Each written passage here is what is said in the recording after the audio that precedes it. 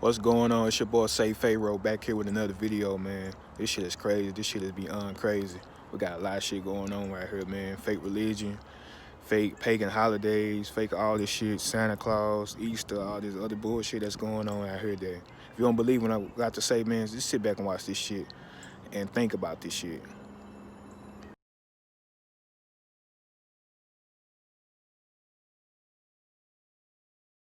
That you've been systematically induced into partaking yearly in this satanic ritual called Christmas, and that you are responsible for empowering demon forces, and you don't even know it. Sounds crazy, right?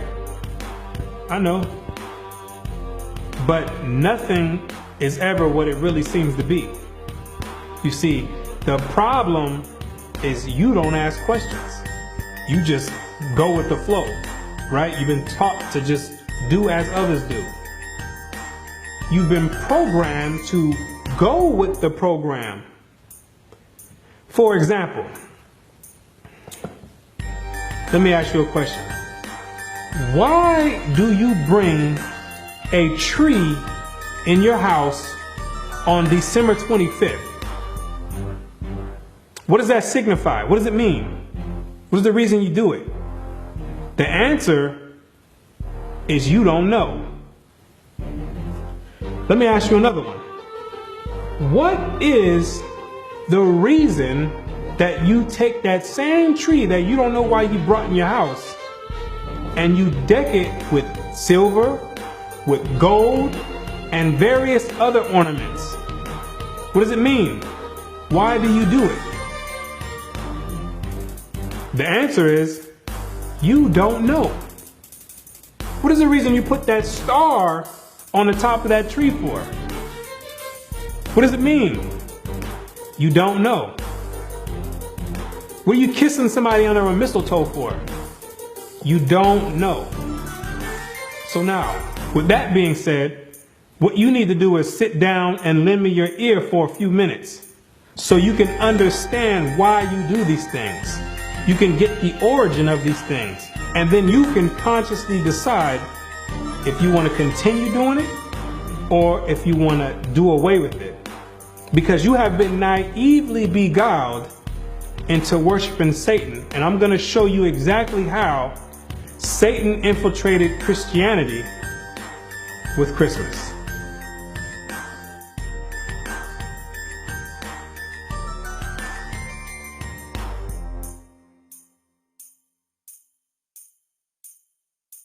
The festivals of Rome are innumerable, but 5 of the most important may be singled out for elucidation, viz. Christmas Day, Lady Day, Easter, the Nativity of St. John, and the Feast of Assumption. Each and all of these can be proved to be Babylonian. And first, as to the festival in honor of the birth of Christ, or Christmas, how comes it that the festival was connected with the 25th of December? There is not a word in the scripture about the precise day of his birth or the time of year when he was born. What is recorded there implies that at what time soever his birth took place, it could not have been on the 25th of December. December 25th stems all the way back to the beginning of civilization in ancient Babylon. During the winter solstice, according to mythology, that's the day when the sun began to regain its dominion and begin to conquer the night. Because during the winter solstice, that's the period when the night is at its longest extent throughout the whole year, and the day shone for the shortest amount of time throughout the whole year. So in a sense, there's this type of mythological battle going on between the sun and night. So what succeeded the winter solstice was a gradual increase of the sun going from its lowest point all the way up until the summer solstice, where it goes into its highest point. So the pagans back then took that as a sign that the sun was beginning to regain dominance over the night, and they began to make deities out of it. So for instance, you have the Egyptian god Horus, who was born on the winter solstice of December 25th. You have the Greek god Helios, who was born on the winter solstice of December 25th. You have the Greco-Roman god Apollo, who was born on December 25th. You got the Hindu god Mithra, who also was born on December 25th. And you got the demon of all demons, the deity named after Nimrod, Baal, who after Nimrod's death, he was deified by his mother Semiramis and turned and claimed that he became the sun god. He also was born on December 25th. The scholars know, and all the elite know, that December 25th has always been used as a pagan day to conjure up spirits and demons. It's always been used that way. So now what they did was take the Bible and infiltrate it and then put the name Christ over it and got the whole world conjuring up spirits and empowering demons on December 25th, when it has nothing to do with the birth of Christ at all. At the time that the angel announced his birth to the shepherds of Bethlehem, they were feeding their flocks by night in the open fields. Now, no doubt the climate of Palestine is not so severe as the climate of this country, but even there, though the heat of day be considerable, the cold of the night from December to February is very piercing, and it was not the custom for the shepherds of Judea to watch their flocks in the open fields later than about the end of October. What the Bible does say is that during the time of Christ's birth, the shepherds were outside feeding the flocks and grazing them by nighttime. And anybody in their right mind will tell you that there's no way shepherds are going to be outside in the dead of winter grazing flock in the blistering cold. The Bible does not substantiate a winter birth, because there's no way the shepherds would be outside grazing flock in the dead of winter when it's blistering cold. I stay in Florida where they have mild winters, and there's no way, even in the wintertime, I'm going to be outside in the middle of the night grazing the flock. And I have sheep. There's no way I'm going to go out there and be grazing the flock. They're going to have to wait until the morning. At the birth of Christ, every woman and child was to go to be taxed at the city whereto they belonged, whether some had long journeys, but the middle of winter was not fitting for such a business, especially for women with child and children to travel in. Therefore, Christ could not have been born in the depth of winter. And during the time of Christ's birth, Mary and Joseph had to go back to their city to be taxed. The Romans had set up publicans all throughout the land of Israel to have the Israelites come and pay tribute to them. And there's no way in the world that the Romans would have set up a taxation time during the dead of winter, because back then they didn't have cars and stuff where you can jump in with a heater. People had to walk and had to go out however means necessary, but they didn't have heaters with them. So in the dead of winter, when it's blistering cold, that would not be a beneficial and an appropriate time to have people come all the way back to get taxed in their own cities. Zondervan Bible Compact Dictionary. Christmas, the anniversary of the birth of Christ, and its observance celebrated by most Protestants and by Roman Catholics on December 25th, by Eastern Orthodox churches on January 6th, and by the Armenian Church on January 19th. The first mention of its observance on December 25th is in the time of Constantine, about AD 325. The date of Christ's birth is not known. The scholars themselves know that Christ was not born on December 25th. They know that for a fact. That's factual to them. But what happens is the government sets up preachers to go out and tell you some fabricated lie and have you teaching and participating in satanic rituals while they sitting back twirling their thumbs, because they know that they know the truth already. And while you over there conjuring up demons, they sitting back laughing, enjoying it, and getting power. Constantine himself knew when he set it up that Christ was not born on December 25th. He knew that. He knew that it was a pagan ritual that was passed down from the Babylonians to the Egyptians, to the Greeks, all the way down to the Romans. And that all he was going to do was compile it together and have all the Christians thinking that they worshiping Christ, when he knew good and well that it had nothing to do with the birth of Christ. The governmental system today knows that it has nothing to do with Christ, but they're not going to say anything.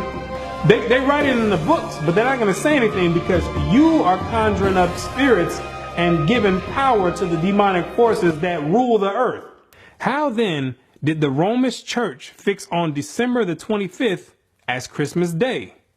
Why, thus, long before the 4th century and long before the Christian era itself, a festival was celebrated among the heathen at that precise time of the year, in honor of the birth of the son of the Babylonian Queen of Heaven.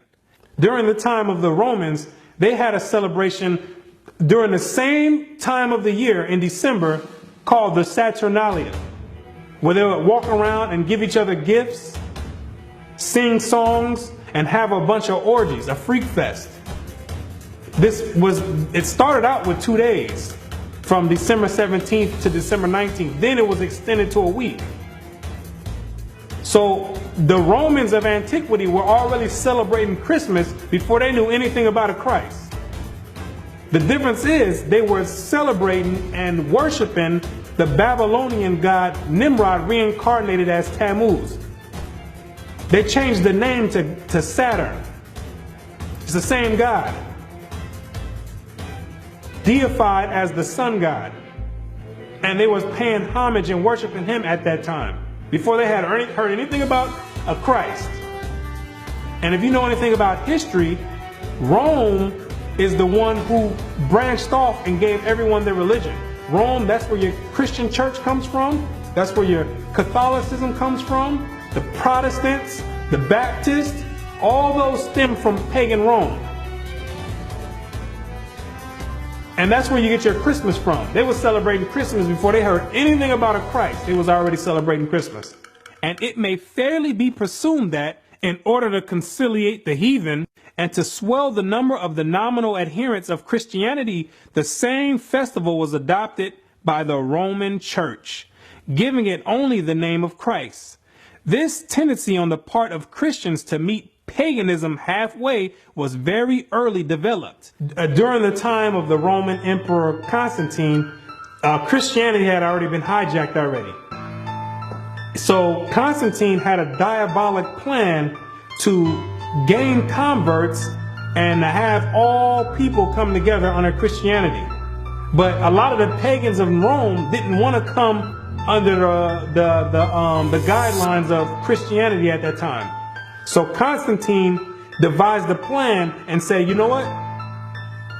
Don't worry about it. You like that Saturnalia? You don't have to give that up. We're going to incorporate that together with Christianity, and we're going to call it Christmas. So therefore, we can have the best of both worlds. We can have you still worshiping the god of Saturn, but all we'll do is we're going to put the face of Christ over it. And when the pagans heard that, they're like, well, we're on board then. If we can still continue to do Saturnalia, then we have no problem joining forces with the Christians. Because Saturnalia was the way that Christmas is celebrated today. That's how large of a scale Saturnalia was. It was the most prominent festival of the Romans back then.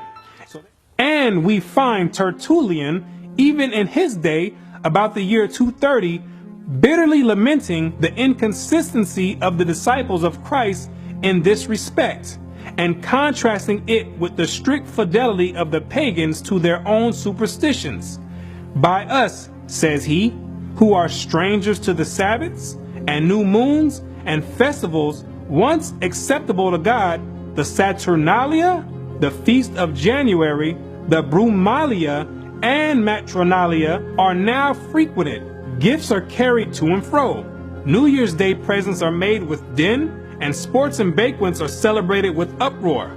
Oh, how much more faithful are the heathen to their religion, who take special care to adopt no solemnity from the Christians.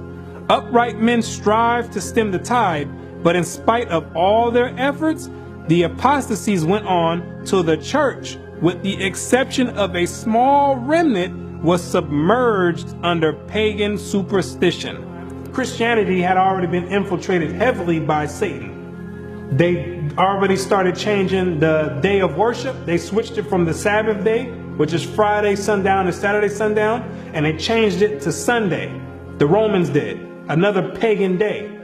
The Most High commanded to worship on the Sabbath day, and that's what they did, the Israelites did during the time of Christ, pre-Constantine.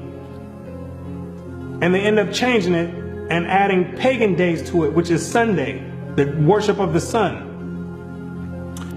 They had already started switching up the doctrines, and there was a few good men that were actually left that upheld the actual true doctrine of Christ in its true essence.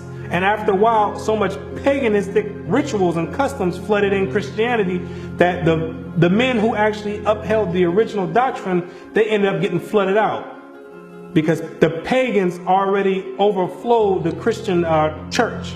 That Christmas was originally a pagan festival is beyond all doubt.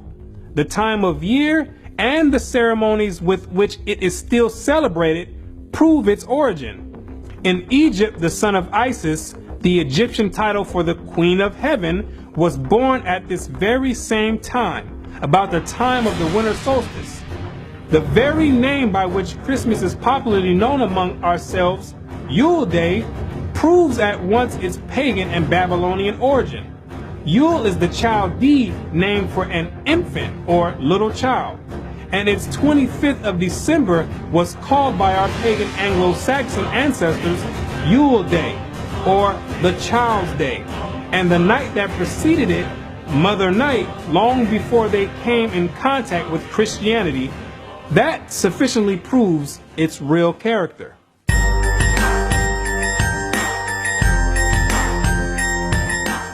The candles in some parts of England lighted on Christmas Eve and used so long as the festive season lasts were equally lighted by the pagans on the eve of the festival of the Babylonian god, to do honor to him, for it was one of the distinguishing particularities of his worship to have lighted wax candles on his altar.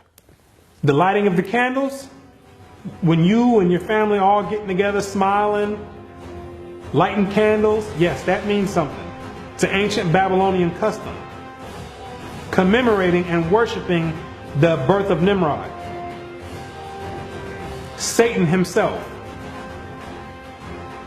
See, people think these customs just popped up out of thin air, when they've been around all the way since the beginning of time. And they have overflowed and found their way and crawled their way down into modern day society today. It's the same customs, just being repeated and another name masked over it. Back then, it was Babylon. Today, it's masked with Christ. It's the same exact custom. Same ritual, same custom, same worship. Same exact God.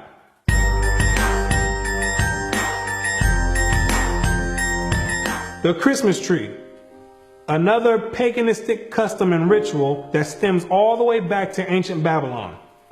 It's the same exact God that worked his way all the way through and made his way all the way up to Christianity. It's the same exact deity. Most Christians don't even know that the Christmas tree is in the Bible. God condemns dealing with the Christmas tree. It's an abomination. He tells you not to deal with it. Any Christian that has read the Bible, the reason you don't know it's in the Bible because you've never read the Bible. Most Christians never read the Bible. Because if they did, they would know they're not supposed to be dealing with a Christmas tree or any other type of tree, putting ornaments and putting presents underneath it. You would know that it was an ancient custom and a heathenistic custom and a paganistic custom and a satanic worship and Luciferian doctrine. Jeremiah 10 and verse 1. Hear ye the word which the Lord speaketh unto you. O house of Israel. Thus saith the Lord, learn not the way of the heathen, and be not dismayed at the signs of heaven, for the heathen are dismayed at them. For the customs of the people are vain. For one cutteth a tree out of the forest, the work of the hands of the workman with the axe. They deck it with silver and with gold. They fasten it with nails and with hammers, that it move not. The Christmas tree, now so common among us, was equally common in pagan Rome and pagan Egypt. In Egypt, that tree was the palm tree. In Rome, it was the fir. The palm tree denoting the pagan Messiah as Baal Tamar, the fir referring to him as Baal Berith. The mother of Adonis, the sun god and great mediatorial divinity, was mystically said to have been changed into a tree.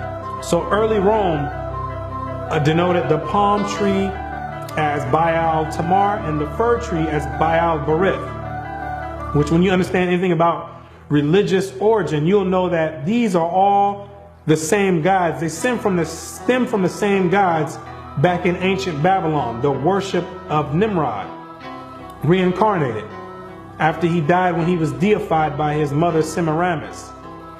He became known as Baal, and then became known as Baal-zebub or Beelzebub. And when you read the Bible, that's the highest ranking demon in the demonic forces. Luke 11 verse 15. But some of them said, he casteth out devils through Beelzebub, the chief of the devils. He's the head chief demon of all the legions underneath him. So when you have this tree in your house, the Christmas tree, you dealing on a high level of satanic worship. Whether you know it or not, you dealing directly with Satan himself by participating in that satanic ritual that you do yearly. You conjuring up spirits right there. You conjuring direct. That tree is the direct porthole to Satan himself, the Beelzebub. The Christmas tree, as has been stated, was generally at Rome a different tree, even the fir. But the very same idea as was implied in the palm tree was implied in the Christmas fir. For that covertly symbolized the newborn God as Baal Berith, Lord of the covenant, and thus shadowed forth the perpetuity and everlasting nature of his power. Not that after having fallen before his enemies, he had risen triumphant over them all. Therefore, the 25th of December, the day that was observed at Rome as the day when the victorious God reappeared on earth, and held at the Natalis Invictus Solis, the birthday of the unconquered sun. Now the Yule log is the dead stock of Nimrod, deified as the sun god, but cut down by his enemies. The Christmas tree is Nimrod redivivus, the slain god come to life again. So the Yule log is representation of Nimrod being chopped down, his death. Then you put the Yule logs into the fire. Most people don't do that part of the ritual because most of you don't have a fireplace to put it in. If you got money in your own place and an actual fireplace, those are the ones that might partake into that ritual. Then after that Yule log gets burnt, then on Christmas Day represents the reincarnation of Nimrod, which is the tree. The Christmas tree with the presents underneath it, because the legend has it that after Nimrod was reincarnated, he'd come in the nighttime and leave presents underneath the tree. So it's a whole ritual that's being done, and you don't have any idea why you're doing it. You're completing a whole satanic ritual, and you have no idea why you're doing it. You're getting socially programmed to partake in this demonic custom, and you have no idea why you're doing it. So the hypnosis starts right after you finish at the end of November. And you get bombarded with all type of Christmas carols and Christmas movies and lights, different colors. And it's very obvious that Christmas has nothing to do with the birth of Christ. Because every store you go to Walmart, Walgreens, all you're going to hear is Rudolph the Red-Nosed Reindeer. What does that have to do with the birth of Christ? You're going to hear Santa Claus is coming to town. What does that have to do with the birth of Christ? And then on top of that, they mix in a small portion of religious belief just to mask it over and to cause confusion and make some people believe like, okay, you know what? Maybe it does have something to do with Christ.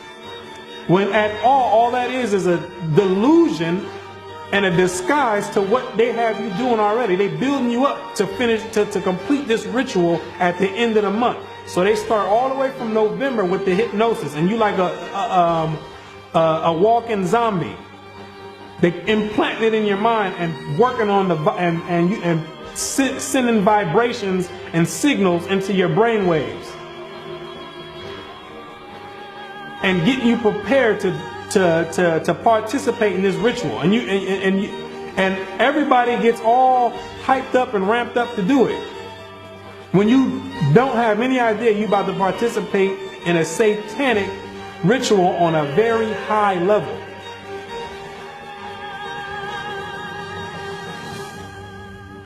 And Christians talking about they're going to put the Christ back in Christmas. How you going to put the Christ back in Christmas when Christ was never in Christmas? That's another delusion. Have people thinking that they're doing something right.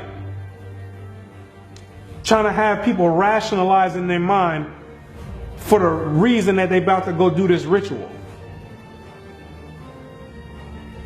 Well, maybe I could just say it's the worship of Christ. No, it's not the worship of Christ. It has nothing to do with Christ, and it's self-evident. When you look on the TV, you're going to see Santa Claus. You're going to see Rudolph the Red-Nosed Reindeer. You're going to see a snowman. What does any of that have to do with Christ? Like it was mentioned before, Constantine mixed paganism in with Christianity. And eventually paganism overtook the whole doctrine of Christianity. It flooded the Christian doctrine, so there was no more remains of the actual origin of the Christian doctrine.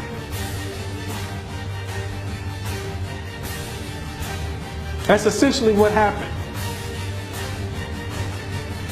And now you left doing satanic worship. That's how clever Satan is. He done slid his way all the way into Christianity, and nobody would ever take the time to look and say, you know what, let me find you. Everybody looking for Satan somewhere else. Maybe Satan over here. When Satan got his home base and headquarters right in Christianity. He got everybody deceived. Revelations 12 verse 9. And the great dragon was cast out, that old serpent called the devil and Satan, which deceiveth the whole world. When he operating right there in Christianity, no holds barred. He got you celebrating. He got you celebrating Christmas, Thanksgiving, Easter, Valentine's Day, all Babylonian customs, satanic worship, rituals on a high demonic level. Now, and with that said, most people are still going to go and participate in that ritual. With everything being said, and they're going to try to rationalize it in their mind and make an excuse and try to say, oh, well, I'm doing it because of the family. No, you're not doing it. You're doing it is because they've been tampering with the brain.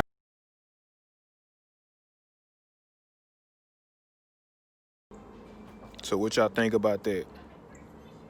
You tell me.